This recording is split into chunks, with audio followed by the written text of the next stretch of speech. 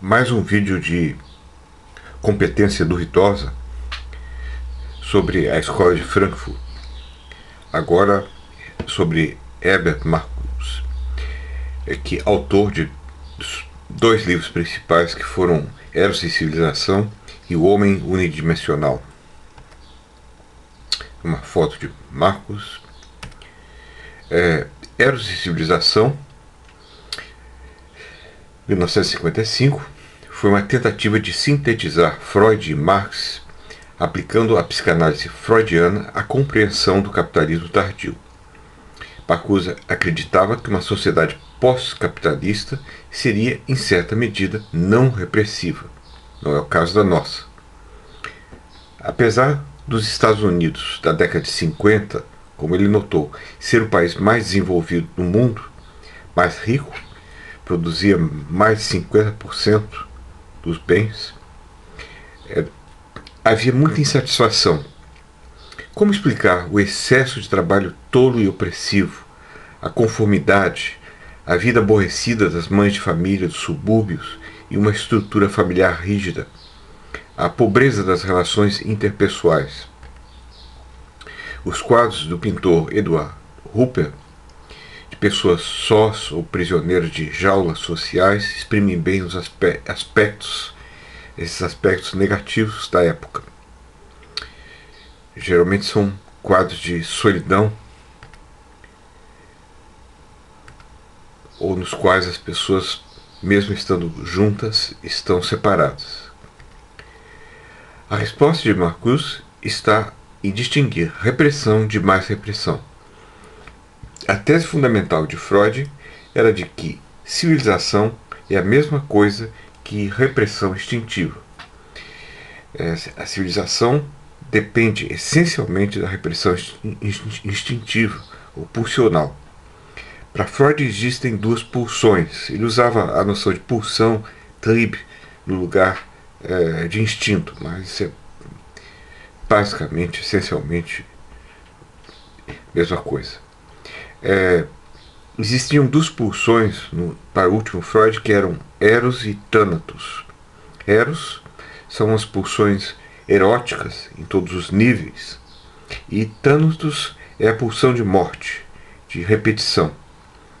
E a civilização só se torna possível na medida em que aprendemos a postergar, ou mesmo a limitar, ou ainda a redirecionar pela sublimação a satisfação de nossos desejos instintivos, pulsionais, principalmente os desejos eróticos, de modo a seguir as normas da sociedade. Isso se faz pelo desenvolvimento de uma instância psíquica que é a do superego repressor. A civilização, nota Freud, resulta da substituição do princípio do prazer, que busca a satisfação imediata dos desejos, que você percebe no bebê ou nos animais, pelo princípio da realidade, que se dá conta de que é necessário fazer outras coisas antes de satisfazer, ainda que precariamente, os desejos. Postergar a satisfação pulsional. Isso é ilustrado por uma charge de Milo Fernandes, em que, no primeiro quadrinho, o homem assalta um banco. No segundo, ele mata um transeunte. No terceiro, ele estupra uma mulher em plena rua. No quarto, um policial mata ele. E a moral é: viva todos os momentos como se fossem o último, e breve não lhe sobrarão mais momentos para viver. Então, a pessoa, nesse caso, é dominada pelo princípio do prazer. Ele não tem o princípio da realidade, e o final é trágico. Mas para Freud, a história da civilização é a história da repressão pulsional, como ele conta no livro Mal-Estar na Civilização. A nossa civilização está fundada, diz ele, na supressão pulsional. Sexo produz a energia, e a energia reprimida pode ser canalizada em direção ao progresso. Mas o preço do progresso é a prevalência do sentimento de culpa ao invés da felicidade. Nesse ponto, Freud era bastante pessimista. A civilização depende da repressão, mas a repressão traz infelicidade.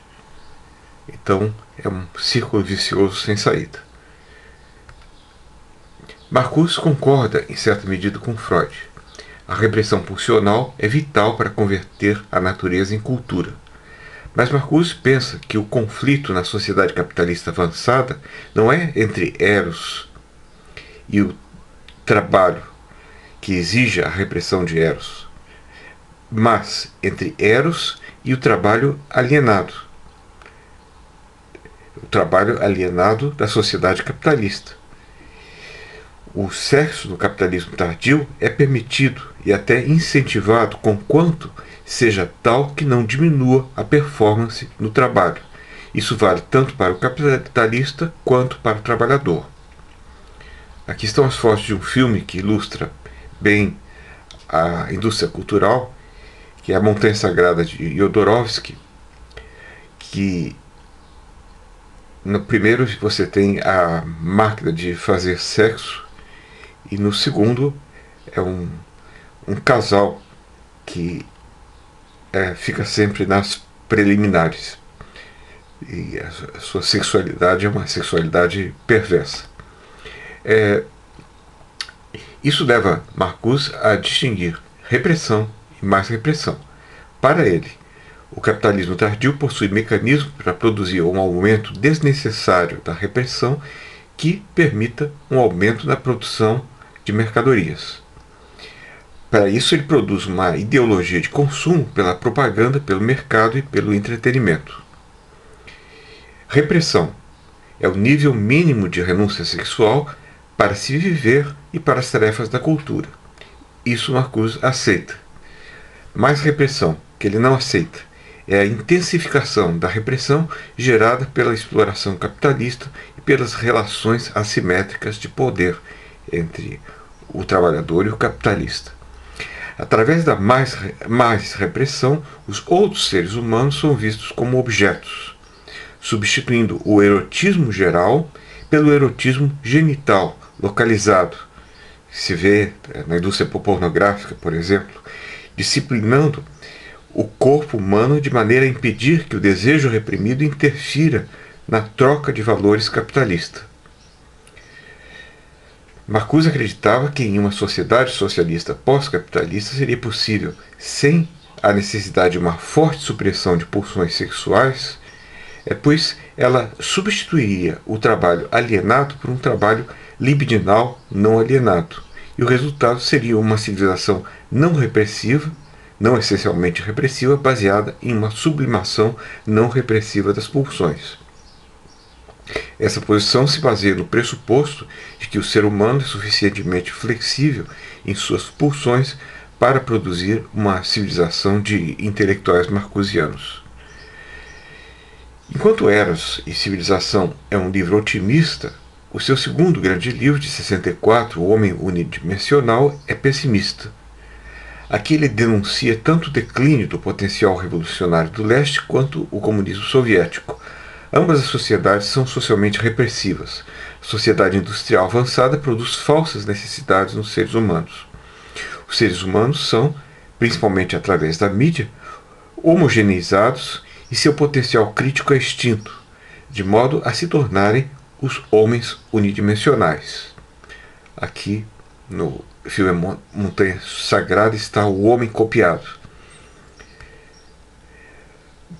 Para Marcuse, no capitalismo tardio, o controle social passou a ser feito pela escravização do ser humano ao consumo. A indústria da propaganda aumenta o consumismo, dando a ideia doentia de que a felicidade pode ser comprada.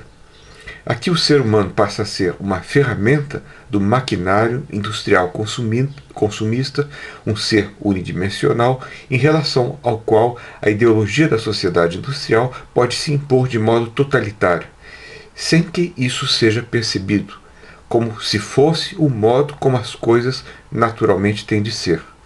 Trata-se aqui de uma racionalidade tecnológica que passa a empobrecer todos os aspectos da vida contemporânea.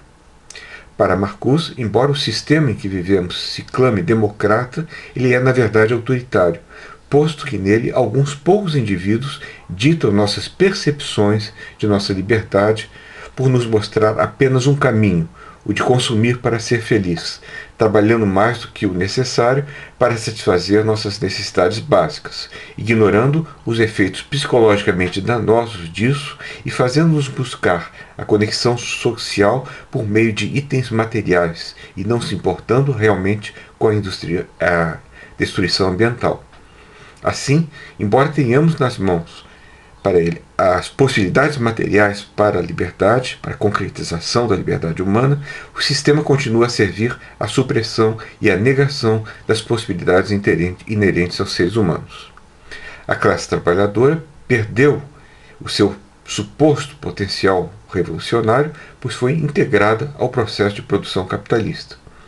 O potencial crítico que resta é apenas o dos excluídos, por uma razão ou por outra, das minorias não integradas, dos outsiders, dos partícipes da inteligência. Marcuse concebe agora a repressão desnecessária resultante do capitalismo tardio, em termos do que ele chama de dessublimação repressiva. A sexualidade, sob formas não sublimadas, é aceita e até incentivada, mas os riscos que a sexualidade em sua plenitude oferecem à ordem estabelecida são bloqueados, são reprimidos. Isso é a dessublimação repressiva. Entre os outsiders, minorias que poderiam ser críticas, está, por exemplo, o famoso escritor Bukowski. Não sei se Marcuse sabia da existência de Bukowski na época.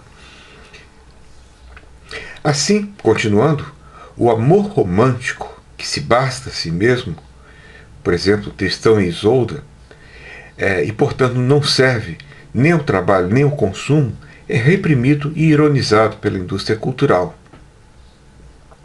Mas a sexualidade fálica, sublimada, que aparece na indústria pornográfica, o que acontece em um carro de luxo, num exemplo de Marcuse, é aceita e até incentivada. Ou seja, a sexualidade é permitida e até incentivada na medida em que for desprovida das forças capazes de pôr em risco o fetichismo consumista da sociedade capitalista em seu estágio avançado. Aí uma foto lembrando a sexualidade a serviço do consumo e outra mostrando o reverso disso no final do filme de Jodorowsky intitulado Santa Sangre, Sangue Santo, que está no YouTube, acho eu. E Marcuse termina o seu livro citando uma frase de Walter Benjamin: somente pelo querer dos desesperançados pode nos ser dada a esperança. A principal crítica feita ao livro de Marcuse é a de que aos livros dele, que ele teria assumido uma visão utópica da natureza. Isso vale também para a dialética do iluminismo de Adorno e Horkheimer, uma visão utópica da natureza humana. O ser humano não é bem assim. Há talvez uma projeção do que eles mesmos, como intelectuais, eram no conjunto dos seres humanos. A poesia de Bukowski com I, que